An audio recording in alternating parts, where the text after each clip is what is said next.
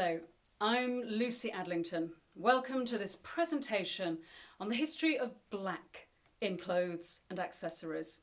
I'm going to be showcasing some of the wonderful black garments from the History Wardrobe collection of vintage items.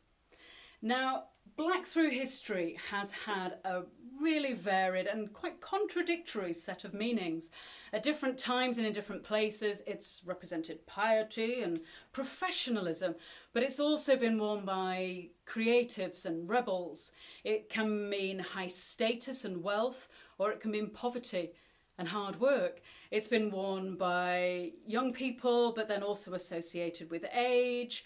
There are folk who think that it's all about glamour, and then others who associate it with gloom. So I don't have time to go into the entire history of black and all its brilliant meanings, but here are a few lovely examples to share with you.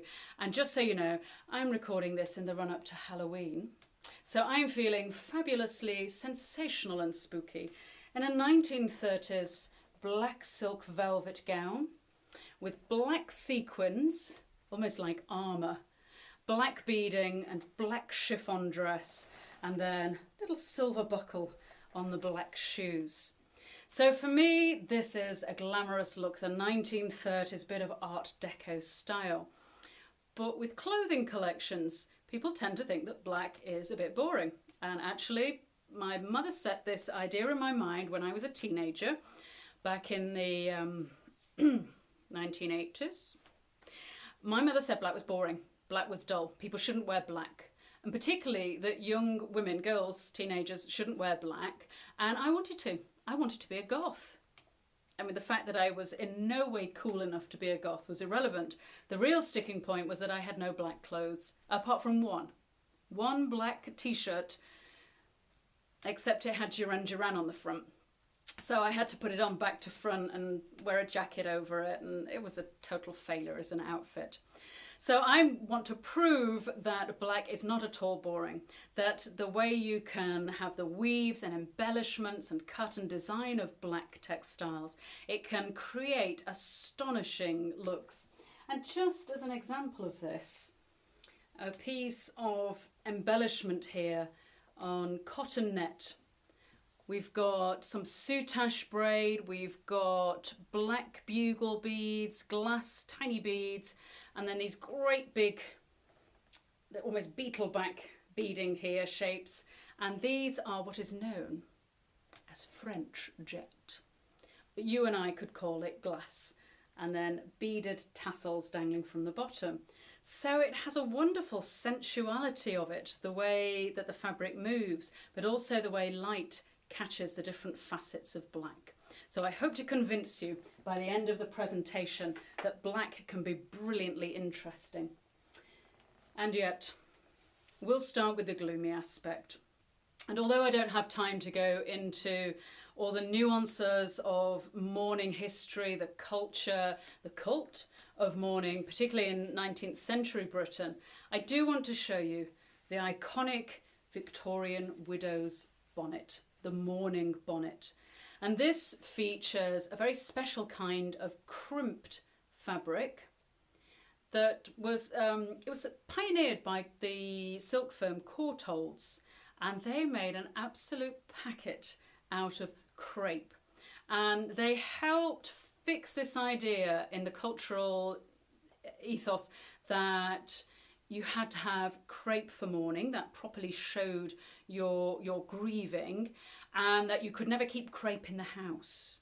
So once you'd laid off one set of crepe for the mourning of one relative, you couldn't keep it, you had to sell it or whatever, and then buy new crepe from Courtaulds to enter in a new period of mourning. Now I can guarantee you that this Victorian bonnet will not only make you look as though you're intensely miserable, it will also add a good 30 years to you. So there's a very typical mourning bonnet. They do tend to go out of fashion in the early 20th century. You occasionally see women in the Great War, particularly in Catholic countries, wearing a mourning bonnet, mourning hat with a silk veil still, and that's the date of this one. This is from the First World War, and this beautiful silk veil goes over the face when the widow is out in public. And again, it shows just how beautiful and imaginative black can be, the black silk gauze there. But to cheer us up a little bit, I'll show you another hat. And this one has nothing mourning about it. This is meant to be seen and admired and enjoyed. A 1920s satin cloche hat with a little bit of white embellishment and a perky little black feather. And it would look particularly stylish, I think, with red lipstick to go out motoring, or perhaps to the pictures, or to tea at a nice cafe. Before I leave the 19th century though, a word about mourning. A lot of people, if they perhaps own something that's 19th century and vintage and it's black, they might say, oh, it's mourning. Everybody wore mourning. But black is also a really practical colour in an age with a lot of pollution. If you think of coal fires and steam trains, so if you're out travelling, black doesn't show the muck as much.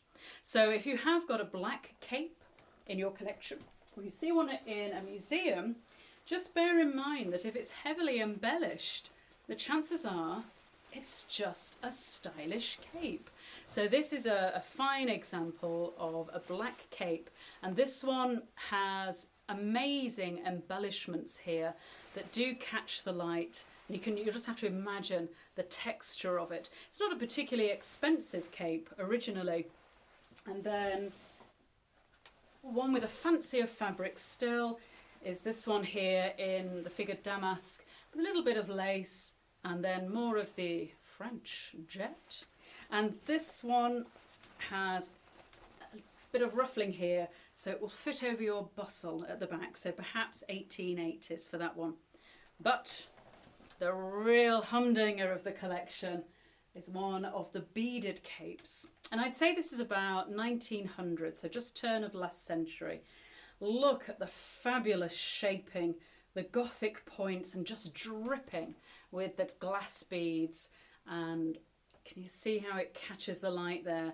That fantastic stand-up collar. You would feel magnificent wearing this. It also is incredibly heavy. Now, one more thing before I leave the 19th century behind. Something that appears quite simple.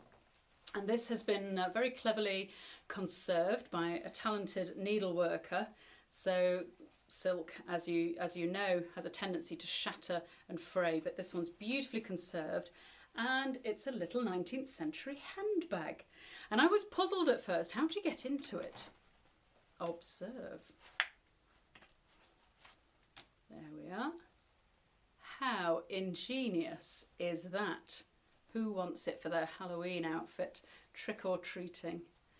So the 19th century has a variety of uses for black, but as we come into the 20th century, we're seeing a lot more black for glamorous evening wear, and particularly as we get to the 1920s and 1930s, so the 1930s for my outfit.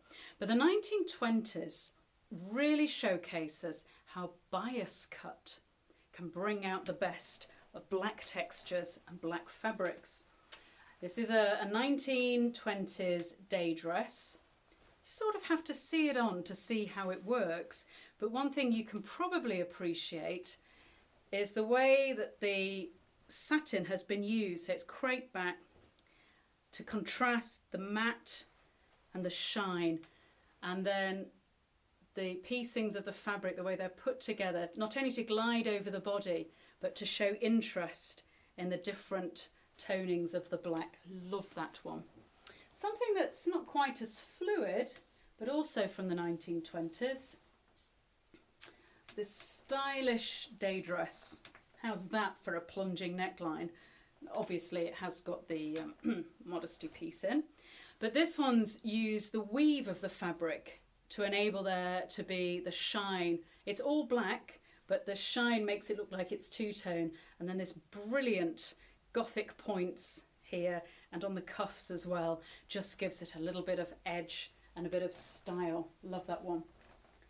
If you really want to see glamour, you need a beaded dress from the 1920s. This is gorgeous. I've teamed it up here with a very heavy glass beaded belt, The dress itself is really light.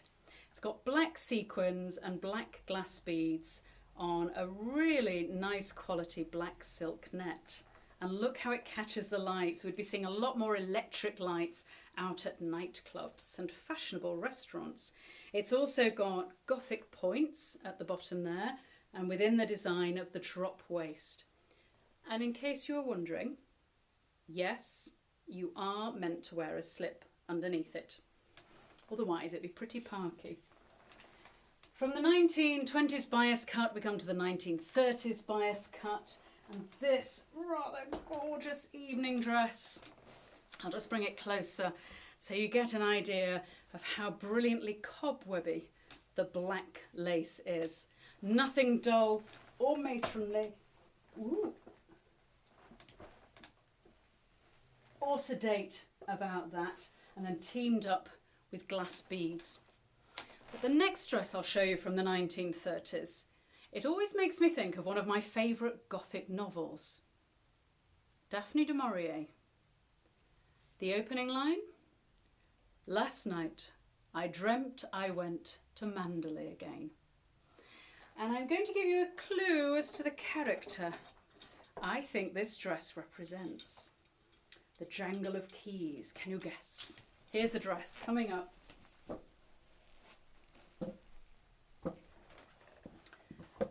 This is none other, I think, than Mrs. Danvers from the novel Rebecca. And I hope you can see there the fabulous points, haughty points of the collar. But it's actually a very plain silk satin.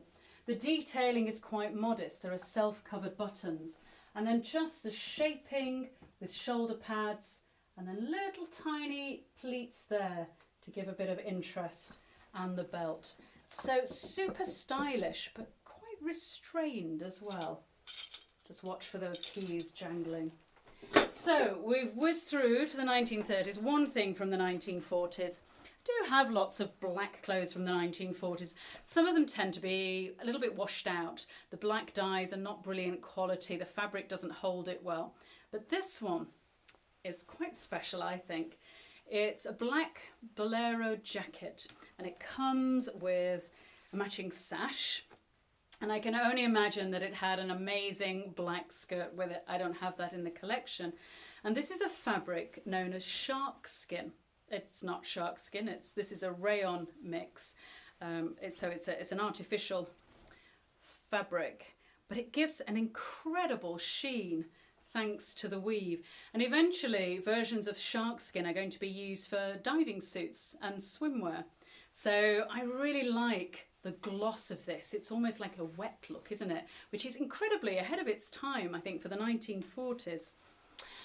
Now, I'm whizzing through because I'm coming to an end, but I can't mention black in fashion without talking about the little black dress. And since there's nothing little about my fabulous floating dress, I need to show you one. And yes, I've shown you the little black dresses from the 1920s, which is when I suppose we associate the LBD with Coco Chanel. In 1926, one of her black dress designs crosses the ocean to America and becomes the it dress. But we're still seeing these black fashions coming through into present day, of course. So I'll show you one now that doesn't have lots of embellishment. It doesn't have lots of texture, lots of glitter or glam, but nor is it gloomy. It is black crepe, but the simplicity is what makes it really special. Here we are. So nothing much to it really. Simple V-neck. Simple little sleeves there, cap sleeves with a slit. There we are, simple zip at the back. But it's Jean Muir. And if you've ever worn Jean Muir, you know that she was a designer who could make simple look fabulous. So I've whizzed you through some of the things in the collection. There is so much more that I could show you. But I'm going to end with a quote from Christian Dior. Now, I was lucky enough to see the Dior exhibition that was touring last year. I don't know if you've seen it live or seen it online. Gorgeous. And one of the things that I was struck by was colour. So ball gowns in silver and gold, or florals or reds. But Dior himself actually hankered after creating an entire season's collection just in black. So he said in 1954, "You can wear black at any time. You can wear it at any age. Tell that to my mother.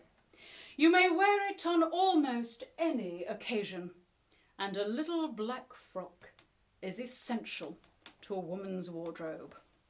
So I hope I have inspired you to create your own outfits from fabulous black textiles. Enjoy Halloween, whatever you're up to, and I shall see you again either live or digital. I'm Lucy Adlington from History Wardrobe. Goodbye.